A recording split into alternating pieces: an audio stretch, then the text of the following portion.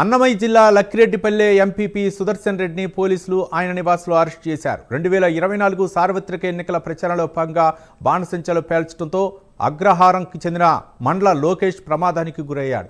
ఈ ప్రమాదంలో అతని కంటికి గాయమై కంటి చూపిపోయింది.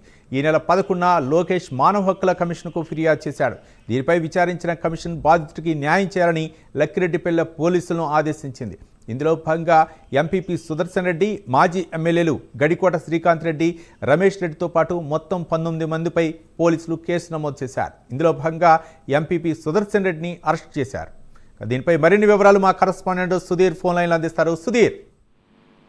Thank you. ముఖ్యంగా చూసుకుంటే కనుక అన్నమయ్య జిల్లా లక్కిరెడ్డిపల్లెలో అయితే కనుక ఇవాళ వైఎస్ఆర్ కాంగ్రెస్ పార్టీకి చెందినటువంటి సుదర్శన్ రెడ్డిని పోలీసులు ఆయన నివాసంలో కూడా ఉదయాన్నే ఇవాళ అరెస్ట్ చేశారని చెప్పుకోవచ్చు. అయితే ముఖ్యంగా చూసుకుంటే కనుక 2024 సార్వత్రిక ఎన్నికల నేపథ్యంలో భాగంగా ఏదైతే లక్కిరెడ్డిపల్లెలో చూసుకుంటే కనుక ఆ బాణసంచాలు కాలుస్తున్న నేపథ్యంలో కూడా ఏదైతే కుర్రుతల గ్రామానికి అగ్రహానికి చెందినటువంటి లోకేష్ అనే వ్యక్తికి పూర్తిస్థాయిలో కూడా దాదాపుగా ఏదైతే కుడి కన్ను కూడా పూర్తిస్థాయిలో కూడా ప్రమాదానికి గురైంది. ఈ నేపథ్యంలో కూడా అతనైతే గనక అతని కంటికి పూర్తిస్థాయిలో కూడా గాయం కావడంతో అతను అయితే కనుక పూర్తిస్థాయిలో చికిత్స అందుకున్న నేపథ్యంలో కూడా ఈ ఘటనకు సంబంధించి అయితే కనుక లోకేష్ అనే వ్యక్తి కూడా ఈ నెల 11వ తేదీన పూర్తిస్థాయిలో ఎన్హెచ్ఆర్సీ మానవ హక్కుల కమిషన్ కూడా ఫిర్యాదు చేశాడు. అయితే మానవ హక్కుల కమిషన్ అయితే కనుక వీటిపై పూర్తిస్థాయిలో విచారణ జరిపి బాధితులకు న్యాయం చేయాలని చెప్పి లక్కిరెడ్డి పోలీసులు కూడా అక్కడ నుంచి లెటర్ కూడా పంపించడం జరిగింది. అయితే ఈ నేపథ్యంలో కూడా ఏదైతే మానవ హక్కుల కమిషన్ ఇచ్చినటువంటి పిటిషన్ పైన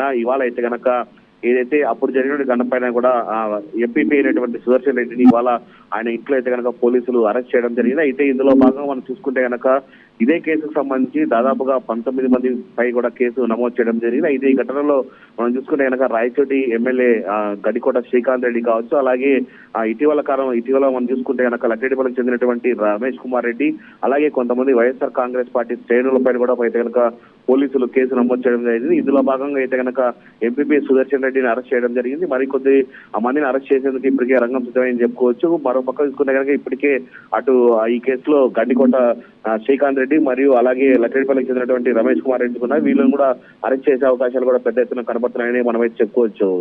అవి రైట్. Thank you Sudheer.